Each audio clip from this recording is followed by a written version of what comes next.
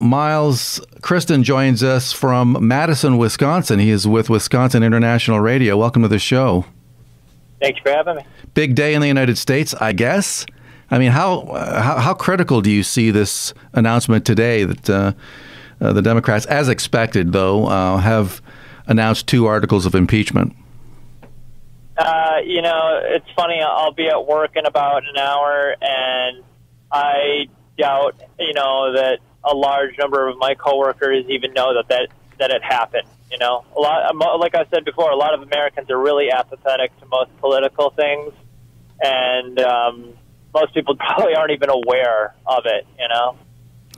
So, but I mean, in practical terms, though, it could happen, right? I mean, theoretically, they have the numbers in the House to impeach the president.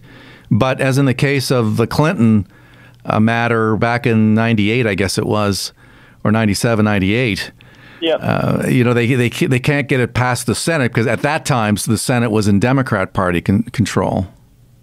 Fun fact, when Clinton was getting impeached, to distract people from it, he started bombing Iraq. So I remember back in the 90s watching on one side of the screen the Clinton impeachment hearings, and then on the other side, live footage of us bombing Iraq. And in the end, the Senate will protect Trump, and if he's guilty of what they say he's guilty of or not, it's like, I always keep thinking, it's like, this seems like, okay, maybe misdemeanors, but there's just so many presidents before him that have just done such horrible things that never got, Nancy Pelosi was Speaker of the House back in 07, after 06 election. So 2007, she was the Speaker of the House under Bush, and there was so much more they could have impeached Bush for, but they just chose not to. What is this really about? I mean, are they afraid that Trump is really on pace to win the election in 2020? The job numbers recently came out. They were a big blowout for the president.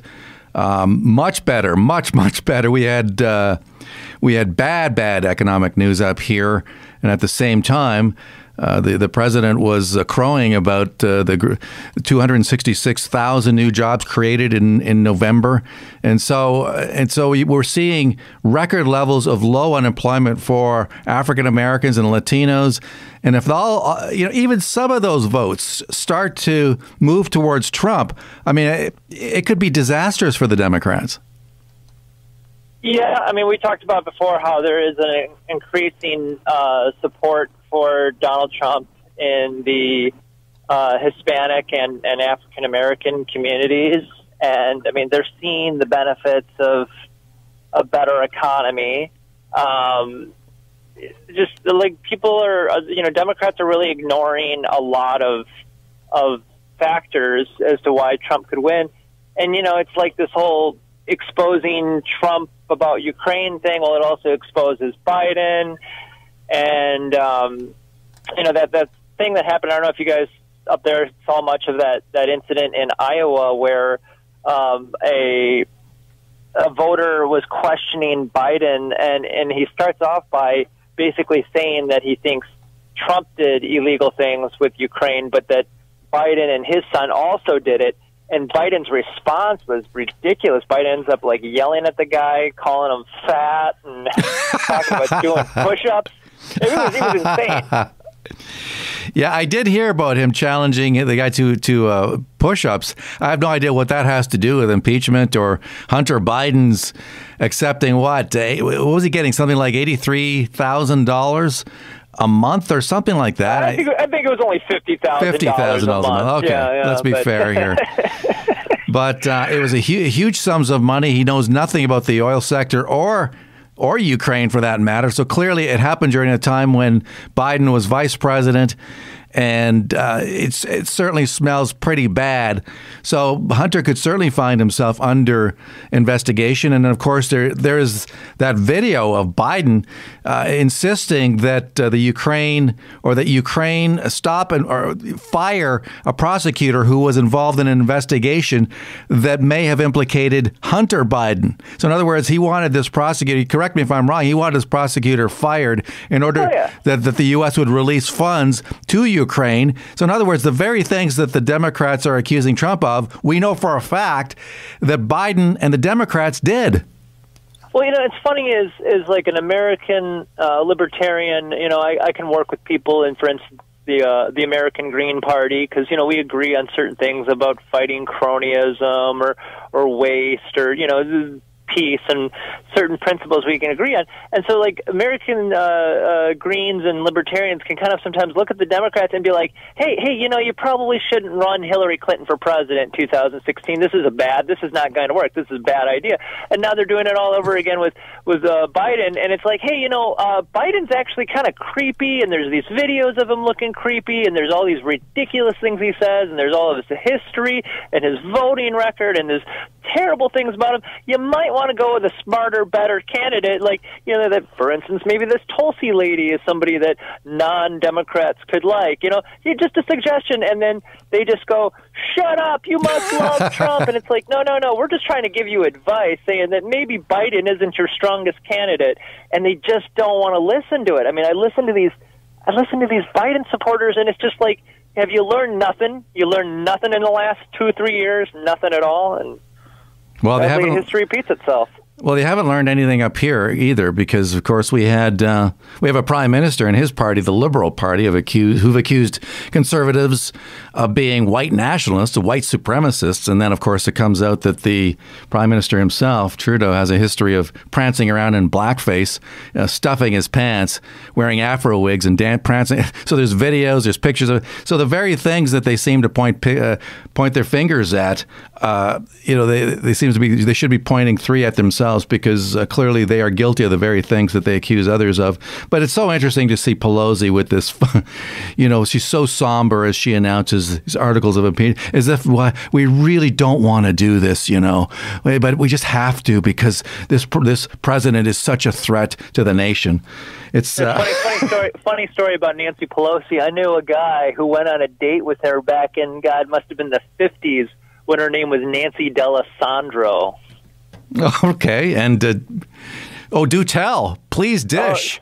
How did that go? If you look up my YouTube page, Miles Kristen, the first thing that comes up is this documentary piece I did called Jim Goodnow and the Yellow Rose of Texas. And Jim was this guy, he had a big old peace bus, and we traveled the country back, and this was 2007. And one of the people we were protesting at that time was Nancy Pelosi, and of course President Bush, people like that. But I would go with protesters to Pelosi's office. This was 2007, and they would ignore the protesters. And we're talking about, these were people who were anywhere from libertarian to green, constitutionalist, all sorts of people. And we would go and we'd protest at Pelosi's office, and the staff would completely ignore us. We wanted to meet with Pelosi. We wanted to talk about what she was going to do about Bush and Iraq and all these things. She was a terrible Speaker of the House back then. But the guy I traveled with, Jim, he had took her to some sort of park or some sort of fair thing, down at the boardwalk. I think he was talking about. Yeah, back. He's like, he had this thick Texas accent. He's like, Nancy D'Alessandro. Well, one more fun fact about a lot of these people, whether it's like Feinstein or Pelosi, a lot of these ladies who are these big politicians in the Democratic Party, a lot of them have these husbands who are like big higher-ups in the military-industrial complex, making tens of millions of dollars off the votes that their wives are making as far as, war spending and so forth. So where's Trump in all of this? I mean, I have yet to hear, I don't know if he's been tweeting. He tweets a lot. His reaction to these two articles of impeachment. How does he handle this, do you think? I don't know. Does he testify? Is there a chance that he might testify? don't know. I think it's really funny that they have tried to keep his lawyers out of the whole impeachment as much as they can. When it's like, if I was the Democrats, I would let his lawyers be more involved, because a lot of times people like Giuliani say ridiculous things on live TV or in public, and just the Democrats are very, very bad at their poker game. Yeah, the Republicans, I agree. I mean, Giuliani seems to be kind of a loose cannon sometimes. He'll go on Fox or CNN and say stuff, and then then you won't hear from him for like 3 or 4 weeks. So you'll know that something must have happened, and Trump sort of ripped him a new one. But Trump keeps threatening to testify, and I guess that would take place in the Senate, right? There would be an actual trial if it comes down to it. Yeah, that's how it goes. Wow. But, I mean, keep in mind, Clinton's impeachment failed. It was Andrew Johnson. Johnson, who was the president directly after Lincoln, that failed. In the case of Nixon, the articles were introduced, and then Nixon resigned, and Ford, pardoned him immediately afterwards. So nobody has ever been impeached. No president has ever been impeached in the United States, ever. No. And then if you're going to impeach Trump, I mean, find something really strong to do it on. You could make, I'm going to pronounce it wrong probably, but the emoluments clause, and basically saying that a president can't profit directly off being president, which, they could probably build a case on that against Trump, but they wouldn't want to, because all the Democrats have done that. All the Democrats will continue to do that. All the politicians find ways of profiting directly off being in the White House, or maybe even a Secretary of State named Hillary Clinton, for that matter. I didn't get your reaction to the two-faced comments. Relations between our two countries.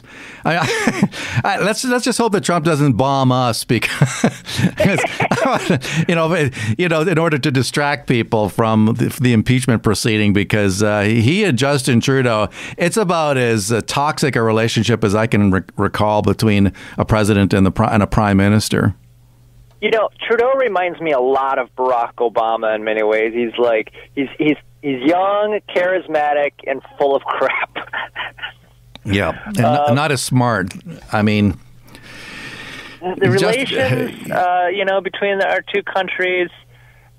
I listen a lot about how the trade policies affect farmers down here or up there, and in the end, we got to figure out a way to have a trade policy that doesn't cost so much money for people on either side, and be able to, freely exchange products in a very free market system between these two countries. And it's funny that Trudeau and Trump, neither of them actually have a majority of the voters in either country. And then I don't know what you guys have as far as the amount of people who actually vote in elections. Here it's like less than half the population even vote in our elections to start off with. Well, 66% voted in the last federal election. This was on October the 21st.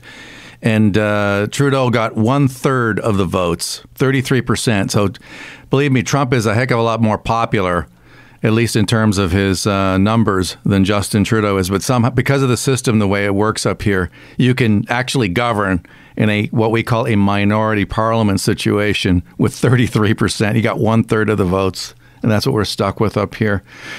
One of the things what's really funny is about with they really want to run Joe Biden for president, and it's like, look at the success rate of running vice presidents from the Democratic Party for president. You got Al Gore, who lost the Electoral College. He did win the popular vote. And even the Electoral College thing is debatable with Gore. Then Florida, before that, you've got Mondale, who lost every single state but Minnesota. It's like they want to run Joe Biden, and it's just like, what's your success rate with running these vice presidential candidates? It's ridiculous. And I hear Hillary is just waiting for Joe to drop out so that she can drop in. I don't know. Oh, gosh. That's what I'm hearing. Disgusting. Thank you, Kristen. Miles, thank you so much. I appreciate this. No problem. Talk to you soon. Miles Kristen of Wisconsin International Radio. Check it out if you get a chance. Coming to us from Madison in the great state of Wisconsin. Thank you so much, Miles.